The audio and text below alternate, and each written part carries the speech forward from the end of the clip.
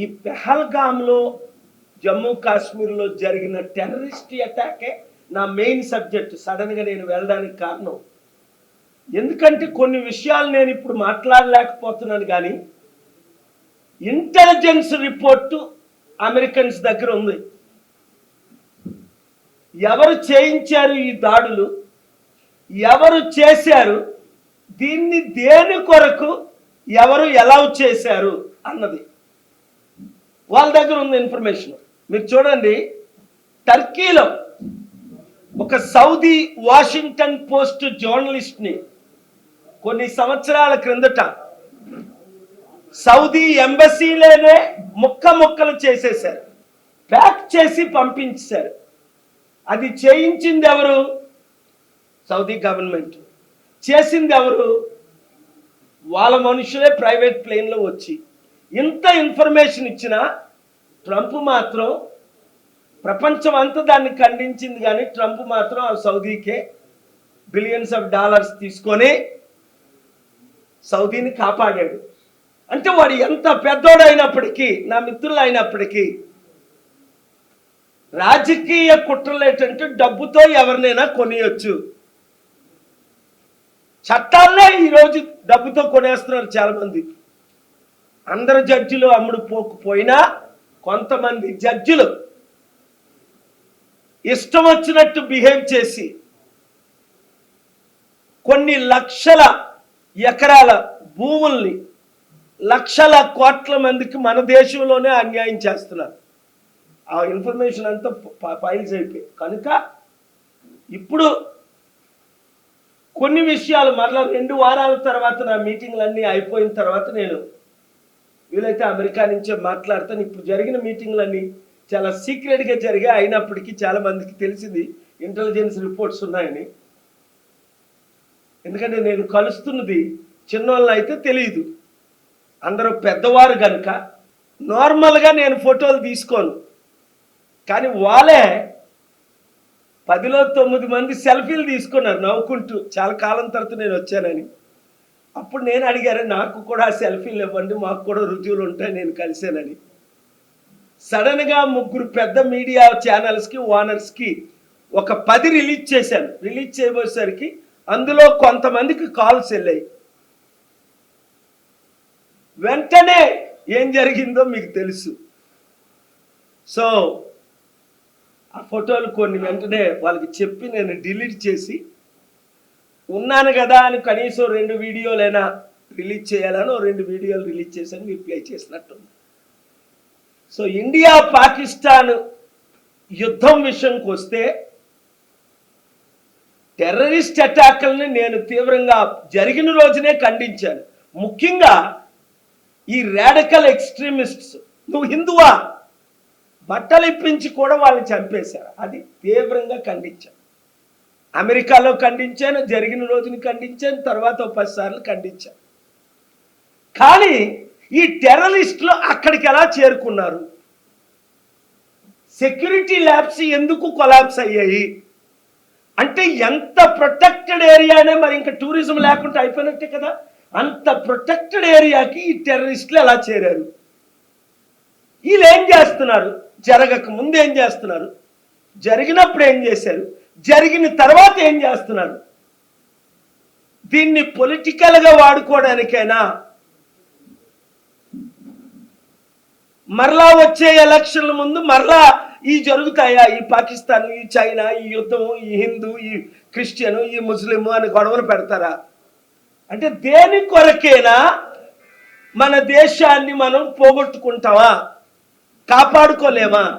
ఒక్క అవకాశం కేఏఎఫ్ వాళ్ళకి ఇస్తే, అది పాకిస్తాన్ అవ్వచ్చు, చైనా అవ్వచ్చు, అమెరికా అవ్వచ్చు, నా లీడర్షిప్ ఏంటో ప్రపంచంలో అందరికీ తెలుసు కనుక 40 సంవత్సరాలు చేసి చూపిస్తా. అదే విదేశీయులు కూడా కోరుకుంటుంది. ఏంటంటే స్వదేశీలో మన లీడర్స్ ఎంతమందో, విదేశీయులకు కూడా వారు కోరుకుంటుంది ఏంటంటే ప్రాపర్ లీడర్షిప్.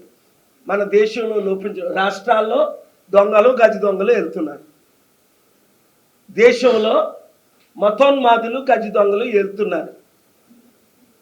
మనకి ఎందుకు డెట్ ఇస్తారని, మాకు ఎందుకు అప్పులు ఎవరని అడిగితే ఒక ఆయన అన్నాడు, అదానీ అంబానీలకి 15 లక్షల కోట్లు రుణమాఫీ చేసినప్పుడు మా దగ్గర అప్పు తీసుకెళ్ళి మీ అదానీ అంబానీలకి ఇవ్వడానికి అని అడిగాడు ఒక ఆయన, ఒక అమెరికన్. అర్థం చేసుకోండి, కరెక్ట్ క్వశ్చన్ అది. దేశానికేమో డబ్బులు అప్పులు కావాలి, లక్షల కోట్లు అప్పు చేస్తున్నాం, లక్షల కోట్లు, నెలకి 1,00,000 కోట్లు మోదీ గవర్నమెంట్ అప్పు చేస్తుంది. ఇది మాట్లాడిన వాళ్ళందరూ నోరు మూయిస్తున్నారు. అదానీ అంబానీలకి మాత్రం, అలాంటి వాళ్ళకి మాత్రం 15 లక్షల కోట్లు అప్పులు క్షమించి రుణమాఫీ చేశాడు. రైతులకు 1,00,000 రూపాయలు రుణమాఫీ చేయరే, నిరుద్యోగులకి 1,00,000 రూపాయలు పాపం అప్పు తీసుకొని స్కూల్లో చదువుకున్న వాళ్ళకి రుణమాఫీ చేయరే, లక్షలు అప్పు చేసుకొని లక్షల మంది ఆత్మహత్యలు చేసుకున్న వాళ్ళకి బ్యాంకులు రుణమాఫీ చేయవే. మరి మీరు బ్యాంకులకి ఎలా రుణమాఫీ చేస్తున్నారు 1,00,000 కోట్లు? అడుగుతున్నారా ప్రశ్నలు? ఇవి రైట్ ప్రశ్నలా కాదా? ఇవి జరుగుతున్నాయా లేదా? దేవుడు ఒక మంచి అవకాశం ఇచ్చాడు మీ ఛానల్స్ అందరికీ. ఈ ప్రశ్నలు ఒక 1 మినిట్ ఎడిట్ చేసుకొని వేసుకుంటే లక్షల మంది చూస్తున్నారు. ఎందుకు? ప్రజలకు కావాల్సింది సత్యం. కొన్ని మెయిన్ ఛానల్స్ ఆ సత్యాన్ని చూపించవు, ప్రశ్నించిన వాళ్ళని సైలెన్స్ చేస్తున్నారు. ఈ టెర్రరిస్ట్ అటాక్లు ఎందుకు జరిగాయి, ఎప్పుడు జరిగాయి, ఎలా జరిగాయి, ఎందుకు జరిగాయి అన్న ప్రశ్నలు ఎవరైనా వేస్తున్నారా? సెక్యూరిటీ ల్యాబ్స్ ఎట్లా అయింది ఎవరైనా అడుగుతున్నారా? దేశం దిశ దశ ఏంటి, అసలు ఎక్కడికి వెళ్తున్నాం మనం? Where are we going? Do we have a vision? Do we have a plan? Do we have a strategy to save our country, our youth? అందుకే నెక్స్ట్ వీక్, ఫాలోయింగ్ వీక్స్ మరలా నేను హైకోర్టులో, సుప్రీంకోర్టులో కొన్ని వాదనలు వినిపిస్తున్నాను. న్యాయం జరగాలని జస్టిస్ అందరిని అడుగుతున్నా. మీరు న్యాయం చేయండి, నేను ఇచ్చిన ఫ్యాక్ట్స్ చూడండి, యూత్కి న్యాయం చేయండి. నిరుద్యోగులారా బయటికి రండి, ఇప్పుడు బయటికి రావాలి మీరు. ఒరేడు హిందూ, ఇది ముస్లిం, ఇది క్రిస్టియన్ అన్నది ఈ దొంగలు, ఈ దొంగ నాయకులు పెడుతున్న ఫైట్. మనకి మతాల మధ్య చిచ్చొద్దు, కులాల మధ్య చిచ్చొద్దు. ఎందుకంటే ఆ 1-2 మతాలే, ఆ 1-2 కులాలే మనల్ని ఇంకొక 78 సంవత్సరాలు ఏలడం కొరకు వీళ్ళ ప్లాన్ అది. మీ నాయకులను మీరు నమ్మకండి, ముఖ్యంగా మందకృష్ణ మాదిగ లాంటి నాయకులు నమ్మకండి. ఎల్లు మా అన్న అని మోదీ కాలు పట్టుకున్న వాళ్ళు అసలు నమ్మకండి. పవన్ కళ్యాణ్ లాంటి వాళ్ళు పోస్ట్ ఇస్తారంటే చంద్రబాబు నాయుడిని తిట్టి, చంద్రబాబు నాయుడు పవన్ పాదాలు మొక్కాడు, మోదీని తిట్టాడు, మోదీని పాదాలు మొక్కాడు, సెంట్రల్ తిట్టాడు, వాళ్ళ పాదాలు మొక్కాడు, మాయావతి పాదాలు. వీళ్ళంతా ఈ ప్యాకేజ్ స్టార్లు. మరి మీరు కనీసం పట్టించుకోకండి, టైం వేస్ట్ చేయకండి. బానిసలారా, ఈ పార్టీలో ఉన్న బానిసలారా బయటికి రండి, బయటికి రండి. ఇదే మనకు మంచి అవకాశం, మీరు బయటికి రండి. ఏ పార్టీలో ఉన్నా ఇప్పుడు మీరు బయటికి రండి. దేశాన్ని కాపాడే సమయం ఆసన్నమైంది, అంబేద్కర్ ఆశయాలు నెరవేర్చే సమయం ఆసన్నమైంది. దేశాన్ని చైనా, అమెరికాతో ఈక్వల్ లేదా బెటర్ చెయ్యాలి అంటేనే మార్పు రావాలి. ఇప్పుడున్న ఏ పొలిటికల్ పార్టీ ఫెయిల్ అని.